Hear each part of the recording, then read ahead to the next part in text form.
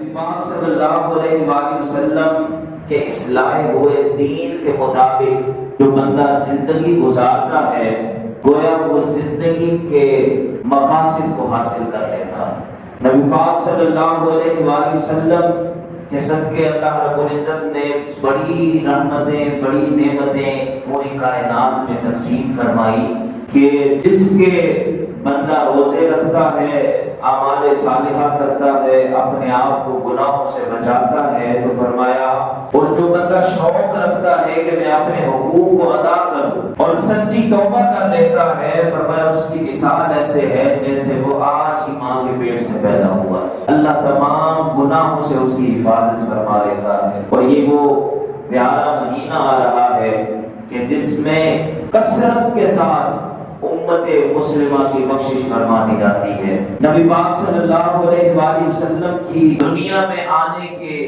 کچھ مقاصد بیان کیے گئے قرآن میں، ان میں سے ایک مقصد یہ تھا کہ وَيُزَكِّيهِمْ، آپ لوگوں کا تزکیہ کرنے کے لیے آئے تھے، لوگوں کو پاکیزگی عطا کرنے کے لیے دنیا میں تشریف لائے۔ آج انسان اپنی زندگی کا مقصد بھول گیا ہے، اس نے سمجھ لیا ہے کہ شاید کھانا پینا سونا، رزق حلال کمانا، اپنی نسل کو بڑھانا، شاید وہ اس نے اپنے مقاصد میں شامل کر لیا ہے۔ حالانکہ یہ مقصد نہیں بلکہ زندگی گزارنے کے لیے یہ طور طریقے ہیں، یہ ضرورت ہے ہماری، مقصد نہیں ہے۔ مقصد اور بڑا ہے۔ تو میں دو طرح کے مقصد قرآن میں انسان کے لیے بیان کیے گئے۔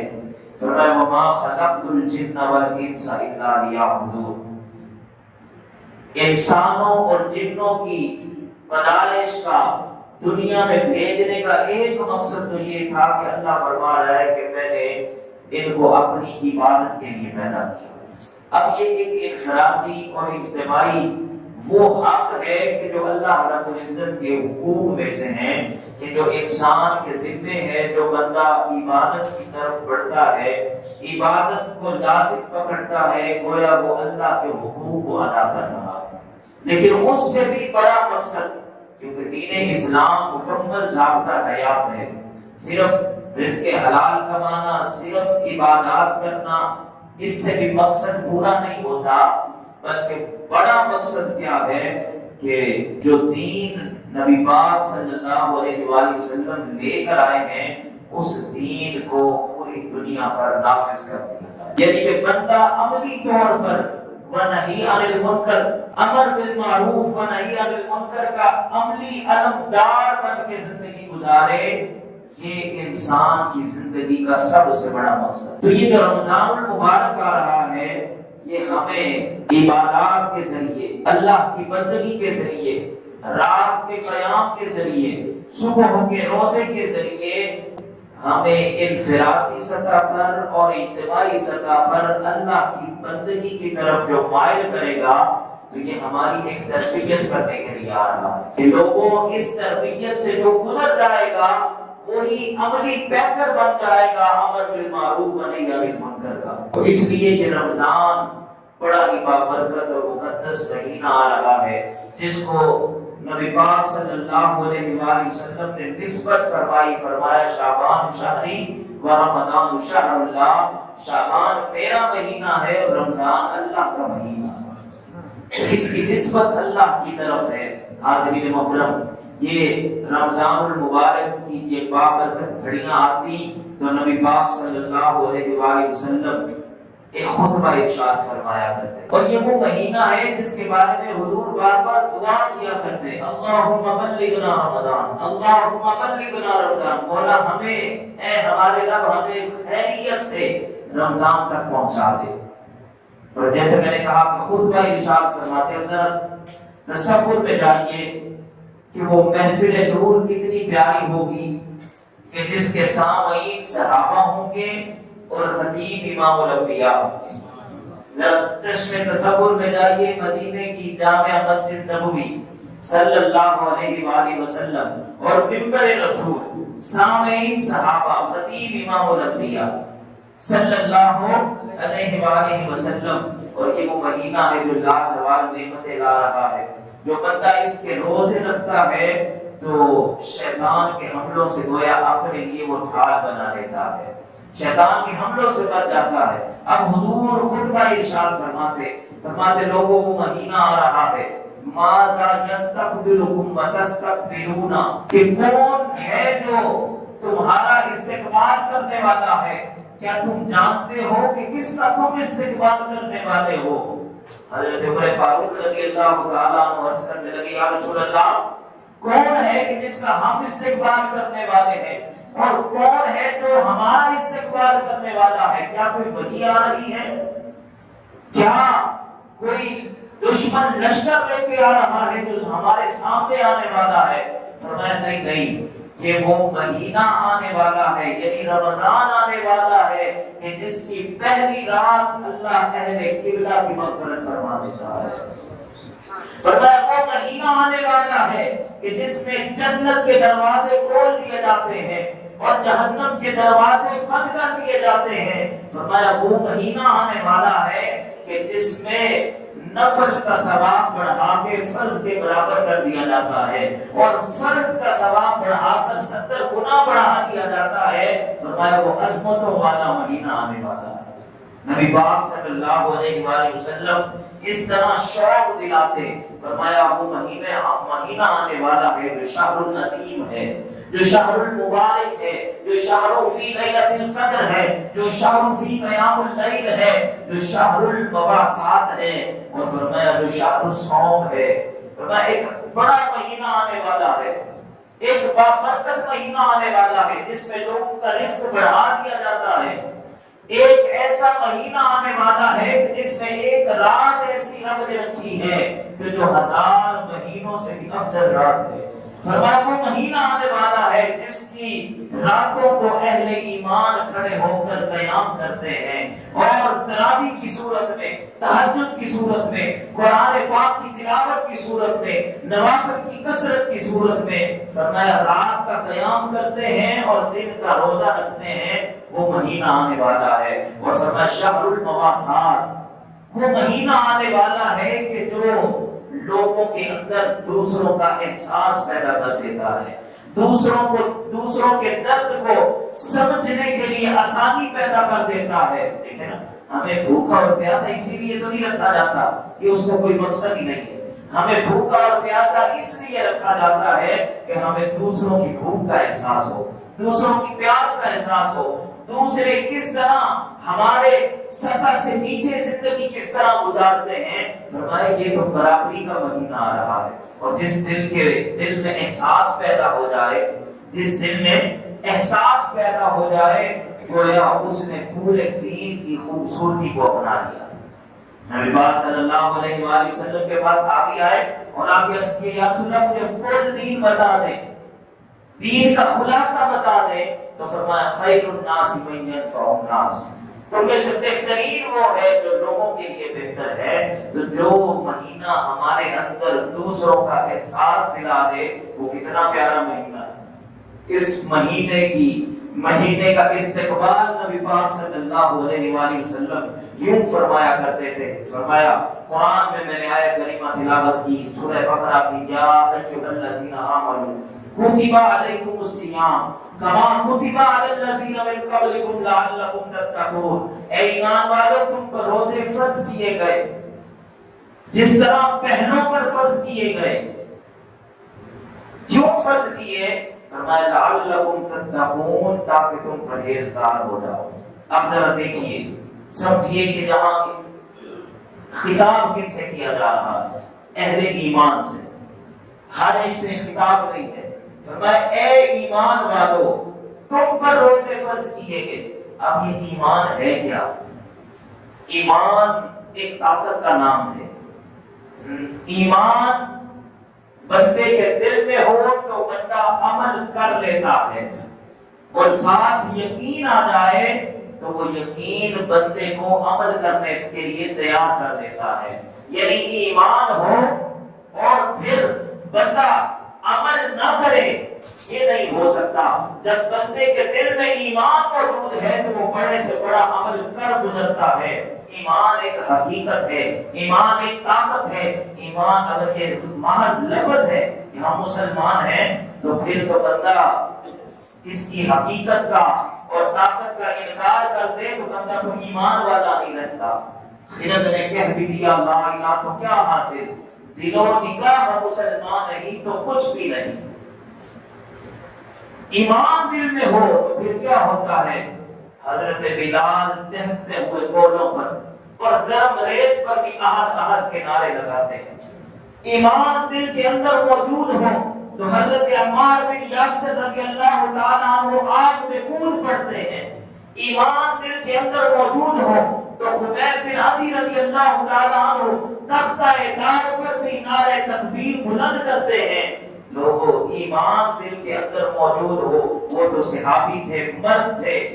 حضرت ام عمار میدان احد میں اپنے 4 بیٹوں کو حکم دیتی ہیں کہ جب بھی مشکل وقت آ جائے جنگ کے دوران تو تم نبی پاک صلی اللہ علیہ وآلہ وسلم کے سامنے ڈھال بن کے کھڑے ہو جانا اور تیر تمہارے سینے میں آنے چاہیے۔ پھر یہ جذبے نظر آتے ہیں جب ایمان دل میں موجود ہوتا ہے تو مقابلے میں 1000 کا لشکر ہو، بدر کا میدان ہو اور مسلمان 313 ہو، اسلحہ بھی زیادہ نہ ہو، تعداد بھی زیادہ نہ ہو، لیکن کون سی چیز ہے جو انہیں ڈٹ جانے پر کھڑا کر دیتی ہے؟ وہ صرف بندہ مومن کا ایمان ہے۔ ایمان دل میں موجود ہو تو خالد بن ولید بھی نکلے تو اپنے سامنے آنے والا 4 گنا بڑا لشکر بھی آ جائے تو اس کو نیست و نابود کر دیتے ہیں۔ وہ کیا ہے؟ وہ دل میں ایمان ہے۔ قرآن کہتا ہے کہ جب تمہارے دل میں ایمان موجود ہے تو پھر کیا ہوگا؟ کم من فیۃ قلیلۃ غلبت فیۃ کثیرۃ باذن اللہ، کہ پھر ہم دنیا کو دکھائیں گے کہ چھوٹے لشکروں کو ہم بڑے بڑے لشکروں پر غلبہ عطا فرما دیں گے۔ حاضرین محترم، یہ ایمان اتنی بڑی چیز ہے، یقین کامل اتنی بڑی چیز ہے، لیکن آج ہمارے اندر اگر کمی آ گئی ہے، اسلحے کی کمی نہیں ہے، تعداد کی کمی نہیں ہے، صرف ایمان کی کمی آ گئی ہے۔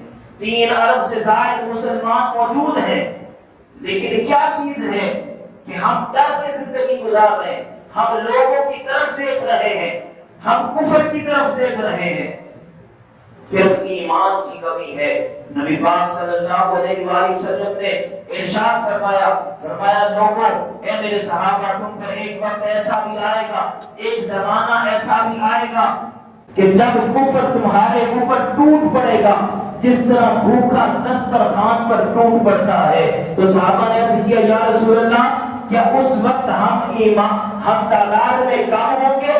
کیا ہمارے پاس اسلحہ کی کمی ہوگی؟ فرمایا نہیں، تم تعداد میں زیادہ ہوگے لیکن تمہارے اندر وہن آ جائے گا۔ یا رسول اللہ، یہ وہن کیا ہے؟ فرمایا موت کا ڈر اور دنیا کی محبت۔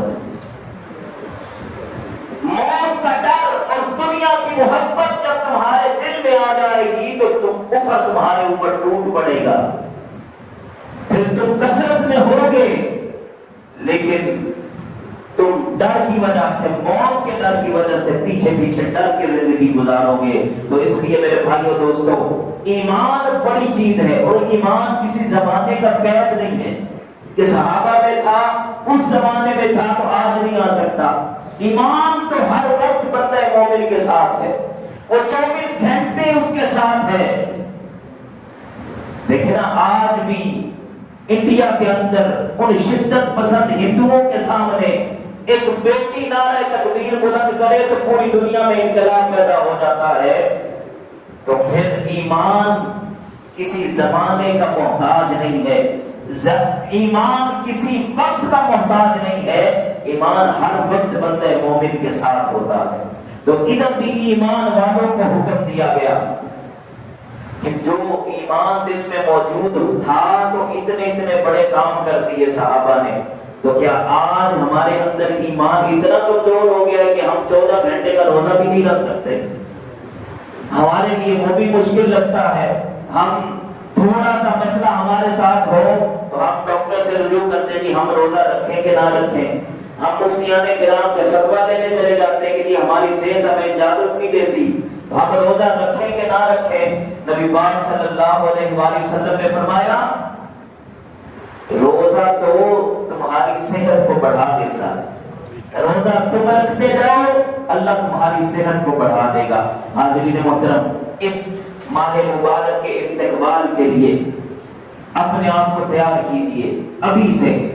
اس ماہ مبارک میں جو کرنے والے کام ہیں اس میں جو 5 وقت کی نماز ہے اس کو پورے ذوق کے ساتھ، پورے شوق کے ساتھ مسجد میں باجماعت ادا کیجیے، اور یہ ایسا پابندی والا عمل ہو جائے، ایسا شوق کے ساتھ عمل ہو جائے کہ پورا سال پھر وہ ہم سے چھوٹے نہ۔ اس ذوق کے ساتھ آئیے، قرآن پاک کی تلاوت میں کثرت کیجیے، خود بھی قرآن پاک کی تلاوت کریں، قرآن پاک سے محبت کا اظہار کیجیے، تراویح کی نماز باجماعت پڑھیں، مساجد میں آ کر قرآن سننے کا شوق پیدا کریں، قرآن پڑھنے کا شوق، اپنے بچوں کو ساتھ بٹھائیے۔ اگر آپ نے کسی کی خدمت کرنی ہے، کسی غریب تک پہنچنا ہے تو کوشش کیجیے رمضان سے پہلے اس کا حق اسے دے دیں، تاکہ وہ جو اپنے دسترخوان کو سجا سکے تو وہ اس میں آپ کا حصہ نمایاں ہو، وہ آپ کی اس کی دعاؤں میں آپ بھی شامل حال ہو جائیں۔ کسی کو آپ نے کوئی سود لے کے دینا ہے، کسی کو راشن لے کے دینا ہے، تو کسی کو پیسہ دینا ہے، زکات پہنچانی ہے، پہلے پہنچا دیجیے۔ اس ماہ مبارک میں کرنے والے جو کام ہیں، ہم صحیح کے لیے اٹھتے تو ہیں لیکن کبھی ایسا اہتمام کیجیے کہ 10 منٹ پہلے اٹھنے کا۔ ہم نے جانا ہوتا ہے، دودھ بھی لینا ہے، دہی بھی لینی ہوتی ہے، لیکن ہم اگر 10-15 منٹ پہلے اٹھیں گے تو ہمیں تہجد پڑھنے کا موقع مل جائے گا۔ نماز تہجد کا اہتمام کیجیے۔ یہ کون سی نماز ہے کہ جس کے بارے میں نبی پاک صلی اللہ علیہ وآلہ وسلم نے ارشاد فرمایا کہ جب بندہ مومن تہجد کے لیے مصلی پہ کھڑا ہوتا ہے، رب اپنی شان کے مطابق اسے دیکھ کے مسکراتا ہے۔ اگر نوجوان تہجد کے لیے مصلی پہ کھڑے ہو جائیں تو رب فرشتوں میں فخر کرتا ہے، دیکھو میرے فرشتوں، میرا بندہ مجھے پچھلی رات کے وقت پکار رہا ہے، میری عبادت کے لیے کھڑا ہو گیا ہے۔ اس نماز کا خاص اہتمام کیجیے اس ماہ مبارک میں۔ اور دوسروں کا احساس، میں نے پہلے بھی عرض کیا کہ جب تک ہمارے دل میں دوسروں کا احساس نہیں ہے تو گویا ہم نے ایمان کی لذت کو نہیں پایا، ایمان کی چاشنی کو حاصل نہیں کیا، رمضان کے اس پیغام کو نہیں سمجھ سکے۔ یہ کام بھی آپ نے کرنا ہے۔ 2 چیزوں سے آپ نے بچنا ہے، ایک تو سوشل میڈیا سے، موبائل کے تھرو ہو یا ٹی وی ٹیلی ویژن کے ذریعے ہو، جتنی رمضان اور سحری ٹرانسمیشن ہے کم از کم اس سے آپ نے آپ کو بچا کے رکھیے۔ جتنی بے پردگی کا اہتمام وہاں پہ ہوتا ہے اور کسی مارننگ شو میں ہمیں، مطلب جتنے بھی یہ ٹی وی کے اوپر جتنے پروگرام لگتے ہیں ان سے اپنے آپ کو بچائیے۔ ہاں کوئی اسلامک چینل ہے تو ان کو آپ دیکھیے جہاں پر یہ چیزیں موجود نہ ہو، علم دین حاصل کیجیے۔ اور پھر دوسری چیز جس سے آپ نے اپنے آپ کو بچانا ہے وہ غصہ ہے۔ غصہ نہ کیجیے، غصے سے اپنے آپ کو بچا کے رکھیے۔ اگر آپ نے رمضان میں بھی غصہ نہیں چھوڑا، اور یاد رکھیے کہتے ہیں جی قاری صاحب وہ نا الٹی بات میں برداشت نہیں کرتا، مجھے نا جی بس کسی کی جو ایسی بات جو نازیبا ہو مجھے برداشت نہیں ہوتی، تو میں نے کہا صحیح بات کو برداشت کرنے کی ضرورت بھی نہیں ہوتی۔ این افطاری کے وقت بھی کوئی ایسا معاملہ ہو جائے کہ آپ کو غصہ آ جائے تو اسے معذرت کرتے ہوئے کہیے یار رمضان کا مہینہ ہے، میں تمہارے ساتھ لڑ نہیں سکتا، میں تمہارے ساتھ الجھ نہیں سکتا، گویا تم جو ہے پرہیز کرو، اور میں تم سے غصے کا آپ نے کنٹرول کرنا ہے۔ رمضان ہمیں یہی تو سکھانے کے لیے آتا ہے کہ تم اپنے اندر ضبط پیدا کرو، کنٹرول پیدا کرو، رمضان کے روزے بھی رکھیں اور پھر ان چیزوں سے ہم محروم رہیں، تو یہ بات نہیں ہونی چاہیے۔ غیبت سے آپ نے آپ کو بچائیے، نبی پاک صلی اللہ علیہ وآلہ وسلم نے کچھ عورتوں کو دیکھا غیبت کر رہی تھی، فرمایا کہ تم نے تو اپنے روزے کو توڑ لیا۔ یا رسول اللہ وہ کیسے؟ فرمایا حلال چیز سے تم نے روزہ رکھا تھا، اپنے مردار بھائی کا گوشت کھا کے تم نے روزہ توڑ لیا۔ گویا کسی کی غیبت نہیں کرنی، کسی ادارے کی، کسی جو ہے جماعت کی، کسی شخص کی، اور اپنے آپ کو ان سیاسی تجزیات سے بچا کے رکھنا ہے۔ دیکھنا 11 مہینے ہم نے سیاسی تجزیے کیے تو کون سا انقلاب آ گیا؟ تو 1 مہینہ ان چیزوں سے اپنے آپ کو بچا کے رکھیے۔ نبی پاک صلی اللہ علیہ وآلہ وسلم نے ارشاد فرمایا، بڑی پیاری حدیث مبارکہ، فرمایا جو اس بات پہ راضی ہو گیا کہ اللہ میرا رب ہے، اللہ میرا رب ہے اور اسلام میرا دین ہے اور محمد صلی اللہ علیہ وآلہ وسلم میرے پیغمبر ہیں، میرے نبی ہیں، فرمایا اس نے ایمان کا مزہ چکھ لیا، اس نے ایمان کا مزہ چکھ لیا۔ سورہ احزاب کے اندر اللہ رب العزت نے ارشاد فرمایا کہ اللہ نے انسان کے 2 دل نہیں بنائے، اور جب دل ایک بنایا ہے تو پھر اس کو پابند بھی کیا ہے کہ اس میں 2 محبتیں نہیں آ سکتی، اس میں پھر اللہ کی محبت اور دنیا کی محبت جمع نہیں ہو سکتی۔ اس میں بندہ مومن بھی ہو پھر نمازوں سے غفلت کرے، پھر روزہ رکھنا اس کو مشکل لگے، پھر زکوٰۃ نہ دینا اس کو اپنا اس کے لیے وہ بہانے بنانا پھرے، فرمایا ایسا نہیں ہو سکتا۔ جب دل ایک ہے تو اس میں محبت بھی ایک ہے۔ حاضرین محترم، نبی پاک صلی اللہ علیہ وآلہ وسلم کے ان فرمان کے نتیجے میں ہمیں یہ سارا نقطہ سمجھ آتا ہے کہ یہ ماہ مبارک بڑا عظمتوں والا، بڑی رحمتوں والا، بڑی مغفرتوں والا، بڑی لازوال نعمتیں اپنے ساتھ لا رہا ہے، تو اس کا شایان شان استقبال کرنا ہے۔ مولا اب جن کو تو نے اس ماہ مبارک میں گناہوں سے پاک کرنا ہے، اے اللہ ہمیں بھی ان میں شامل فرما دے۔ اے اللہ تو کشمیر کے ان مسلمانوں کی بھی حفاظت فرما، اے میرے مولا تو برما کے ان مجبوروں کی بھی حفاظت فرما، اے میرے مولا یہ پاکستان دین اسلام کے نام پر بننے والا ملک، مولا اس میں دین اسلام کے جھنڈے کو سربلند فرما۔ یا اللہ اس ملک پاکستان کو قیامت کی صبح تک قائم اور دائم فرما۔ یا اللہ ہم سب کا یہاں مل بیٹھنا اپنی بارگاہ میں قبول فرما۔